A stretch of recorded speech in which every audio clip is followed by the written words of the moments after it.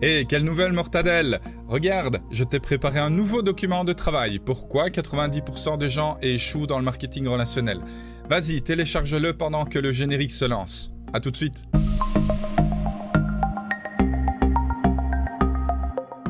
Ok, alors on va tout de suite attaquer l'éléphant en plein milieu du magasin de porcelaine. Pourquoi est-ce que 90% des gens échouent dans le marketing relationnel? Eh bien parce que les gens, ce sont des êtres humains. Et donc, parce que c'est ainsi pour tout.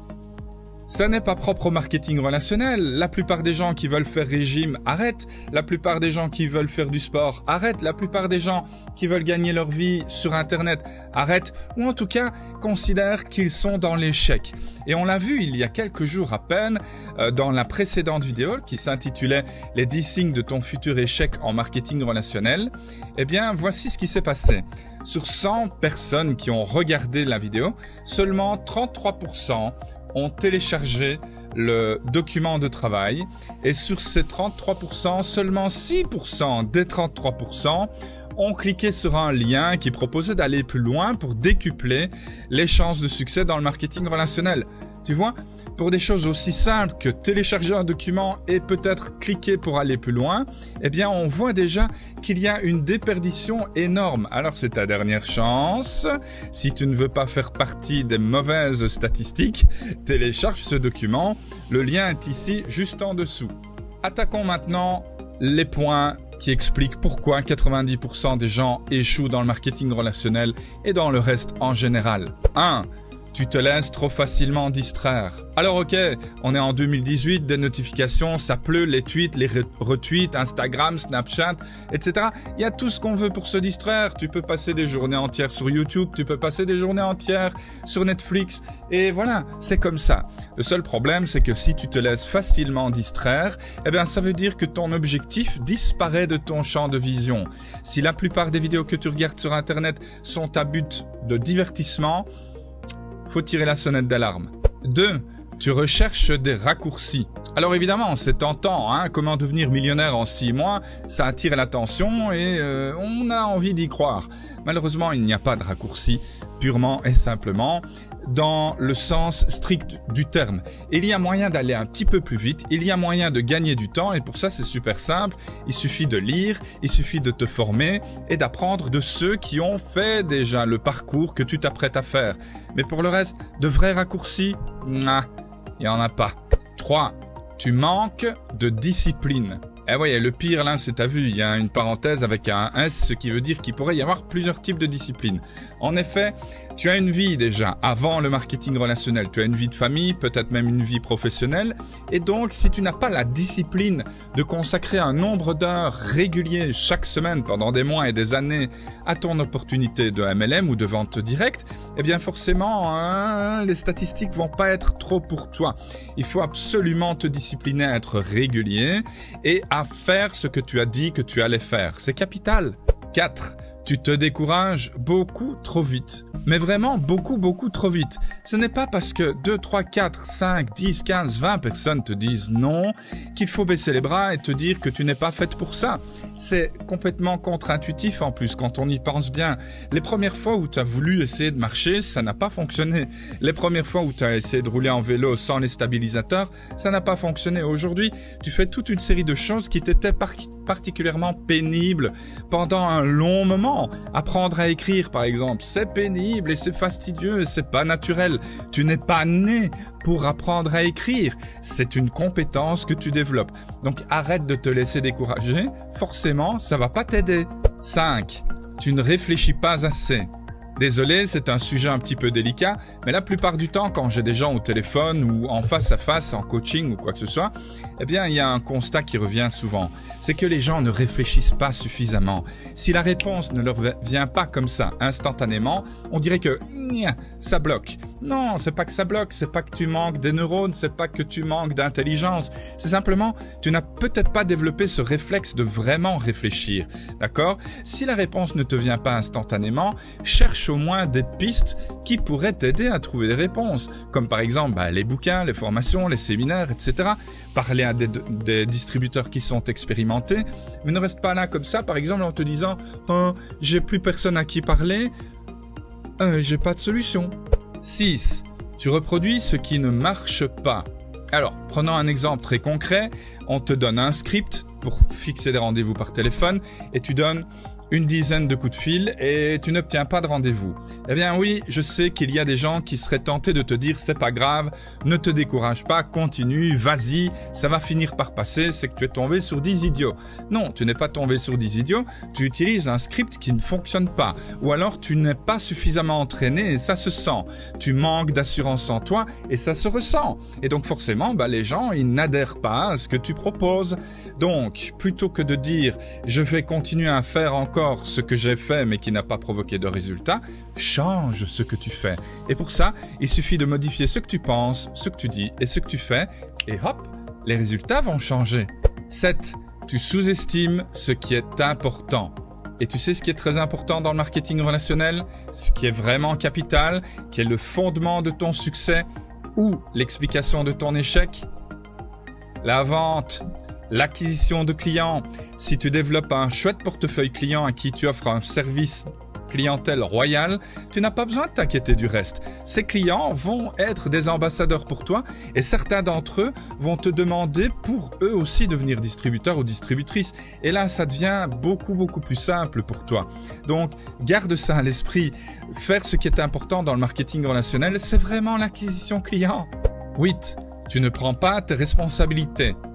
Oui, on peut dire que les produits de ton entreprise sont chers ou que l'entreprise est lente ou qu'elle ne te donne pas les circonstances idéales, qu'elle ne t'apporte pas assez de support. Oui, tu pourrais dire que ta ligne de parrainage est assez éloignée géographiquement, donc elle ne sait pas t'aider, etc. Oui, tu peux dire que tu as peu de temps. Oui, tu peux dire que tu dois t'occuper de tes enfants. Oui. Mais tu cherches trop d'excuses en faisant ça. Tu dois prendre la responsabilité et comprendre que c'est à toi de faire le nécessaire avec les circonstances mises à ta disposition pour réussir. Il y a des hommes et des femmes qui ont des circonstances bien plus défavorables que les tiennes. Et si tu dis, oui, mais là, dans ce cas-là, c'est parce qu'ils n'ont pas le choix qu'ils réussissent, c'est encore une excuse. Arrête avec ça. 9. Tu choisis mal tes sources. Qu'est-ce que je veux dire par là? Si tes sources pour te développer dans le marketing relationnel, c'est d'aller vers ceux qui disent qu'il est possible de parrainer 30 directs en 20 jours, qu'il est possible de multiplier la taille de ton business et de tes commissions par 10 en 6 mois, qu'il est possible de devenir millionnaire quasiment du jour au lendemain, alors oui, c'est un petit peu du miel à tes oreilles, ça fait plaisir à entendre et ça fait du bien de rêver. Sauf que dans ce cas-ci, c'est pas bon pour ton avenir parce que les gens qui arrivent à faire ce genre de choses-là, ils sont très rares et ils ne te racontent pas toute l'histoire, crois-moi. 10. Tu ne comprends pas les basiques. Et on l'a dit il y a un instant, les basiques, la grande base, c'est l'acquisition de clients. Pourquoi est-ce que le marketing relationnel existe? Eh bien, le marketing relationnel existe essentiellement pour supprimer tous les intermédiaires entre le client et toi. D'accord? Non pas pour recruter. Le marketing relationnel n'a pas de raison d'être pour recruter. Le marketing relationnel, c'est un marketing d'attraction des clients en supprimant tous les intermédiaires, en améliorant la qualité, en diminuant le prix. C'est simple. D'accord? C'est ça la base. 11. Ton plan n'est pas suffisamment précis. Tout le monde se lance dans le marketing relationnel pour des raisons à peu près similaires. Mettre du beurre dans les épinards, avoir une vie plus agréable, peut-être atteindre la liberté financière. Oui, sauf que ça, c'est trop vague, beaucoup trop vague. Quel est ton plan étape par étape? Est-ce que tu as un plan de ton activité de la semaine, du mois, du semestre, de l'année, des 3 ans, des 5 ans, des 10 ans? Est-ce que tu as ça? Probablement pas. C'est que tu rames dans le vide du coup. Tu ne sais pas exactement pourquoi tu fais ça et ce que tu fais là. Tu ne sais pas. Est-ce que tu accorderais ta confiance à un architecte à qui tu confies la construction de ta maison et cet architecte il te dit on verra bien quand on aura donné le premier coup de pelle que je verrai un petit peu où on en est, alors je dessinerai la buanderie. Non, tu ne vas pas faire ça. Et de la même manière, tu n'accorderais pas ta confiance à une entreprise de construction générale qui te dirait cette fois-ci, on va commencer d'abord par construire le grenier et ensuite on attaquera les caves et quand ça se sera fait, peut-être qu'on fera la véranda. Non, tu dois comprendre que tout ce que tu dois commencer, le meilleur moment, c'est quand c'est terminé. Donc, on commence la construction d'une maison quand elle est terminée sur plan et en termes de quantité de matériaux. Tous les matériaux sont choisis, même les vis. Eh bien, pour ton succès dans le marketing relationnel, c'est pareil. Ton plan fonctionnera une fois qu'il sera terminé. 12. Tu as trop d'excuses. Beaucoup trop d'excuses. Vraiment, il faut arrêter avec ça. 13. Tu n'agrandis pas ta zone de confort. On l'a déjà entendu répéter maintes et maintes fois, pour réussir, tu dois sortir de ta zone de confort. Non, parce que la zone de confort, elle dit bien ce qu'elle veut dire. C'est à l'intérieur de cette zone qu'on se sent bien. Donc plus tu t'en éloignes, plus il y a un élastique sous tension qui veut te ramener dans ta zone de confort. Donc arrête d'essayer de faire des choses avec lesquelles t'es pas à l'aise. Arrête de te mettre en danger. En danger, on se comprend. L'idéal, c'est de faire grandir ta zone de confort. Et comment est-ce que tu fais ça? En apprenant à faire des choses que tu ne sais pas faire, c'est-à-dire en développant de nouvelles compétences. Tout bêtement. 14. Tu voudrais bien, mais pas vraiment. Ça, c'est le problème de la plupart des gens. Ils voudraient bien réussir, ils aimeraient bien réussir, ils se verraient bien avoir une vie agréable et profiter de la liberté financière. Ouais, ils aimeraient bien.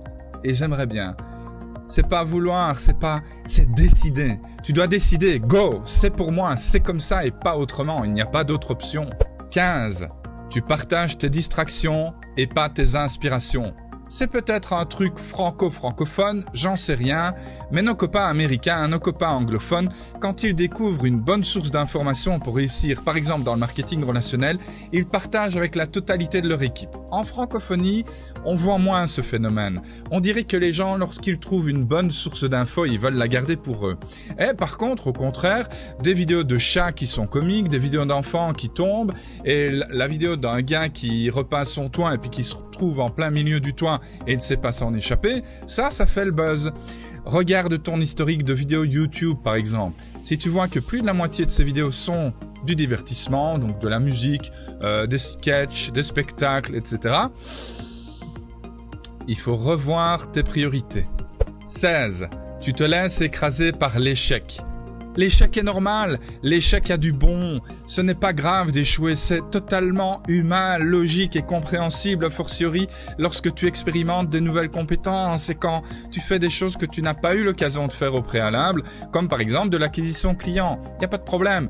Le seul truc que tu dois comprendre, c'est que tu es la personne la plus importante au monde pour toi et qu'il n'y a que toi dans ta tête. D'accord? Si tu es quelqu'un de sensé, il n'y a que toi dans ta tête. Donc tu es la personne qui décide de faire durer la déception. S'il y a un échec ou une accumulation d'échecs qui te déprime et que ça fait 1 semaine, 2 semaines, 3 semaines que tu n'en touches plus une parce que tu es trop affecté, c'est ta décision. C'est là que ça se passe. Tu peux parfaitement décider à partir de maintenant de comprimer ce temps de déception. Et tu verras, il est possible que d'ici peu, ce qui t'aurait déçu pendant 3 mois et qui t'aurait déprimé pendant 3 mois auparavant, te bloque 3 minutes. Jeanphi.com existe pour que 90% des distributeurs en marketing relationnel connaissent un succès enviable. C'est ma vision. Elle est irréaliste et complètement impossible. Je m'en cale le coquillard. Ça n'a aucune espèce d'importance. L'objectif de Jeanphi.com, mon objectif de vie, ma vision maintenant, c'est de t'aider à réussir et de faire en sorte d'inverser les statistiques. Et crois-moi, je vais pas lâcher. C'était Jeanphi. Ciao, ciao!